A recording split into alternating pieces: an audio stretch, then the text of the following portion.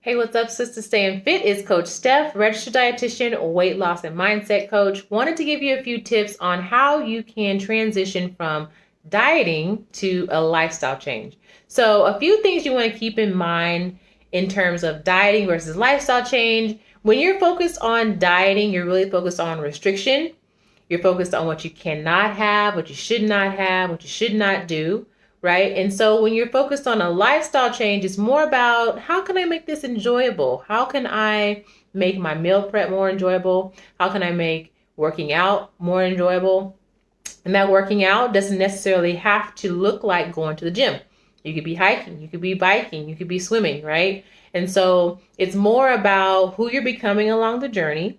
It's more about enjoying the journey, and it's doing it because you get to versus because you have to, because you choose to, and choosing that because you love your body and it's part of your self-care versus it's something that you're doing because you actually don't like your body. Another thing in diet culture is that when everything is about fast results, right? It's all about the scale way. It's all about how quickly you can get to this number. The problem with that is once you get to the number, then what, right? And so in a lifestyle change, you're really focused on your daily habits, like getting enough vegetables, right? Getting enough water in. And so those types of goals actually never expire.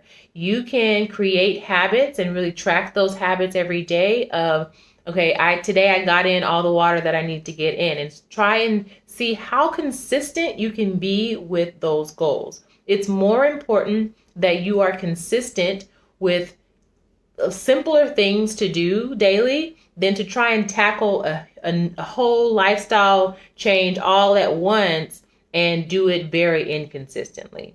Okay, so you want to focus on abundance, right, and versus restriction. You want to focus on your daily habits versus a scale weight.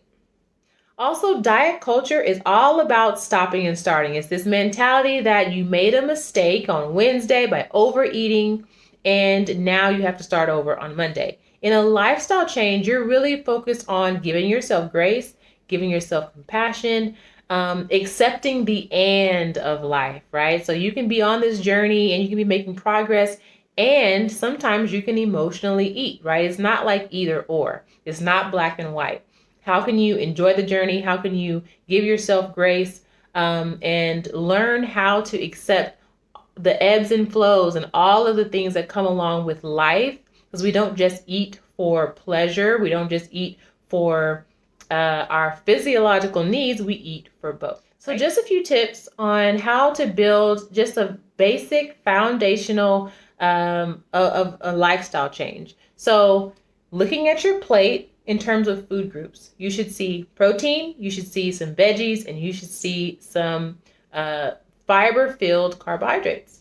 And having that kind of formula every time you sit down to eat is really important. It makes it very simple to quickly identify the parts of your plate and make sure you have all components. So that's tip number one. Number two, just get enough water.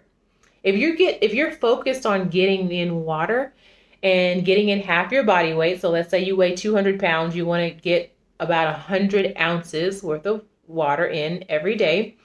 That naturally displaces any of the soda and other caloric drinks that you might have when you're focused on the things that you want to do versus restriction and things that you don't really want to do on a daily basis. So then the third thing is just getting enough sleep. You want to get at least 7 hours of sleep. When you don't get enough sleep, you actually create certain hormones that cause cravings for sweets and makes you want to eat more often. So making sure you're getting enough sleep. So those sound like three very foundational things, right? You probably already know you need to eat more veggies, you need to drink water, and you need to get enough sleep every day.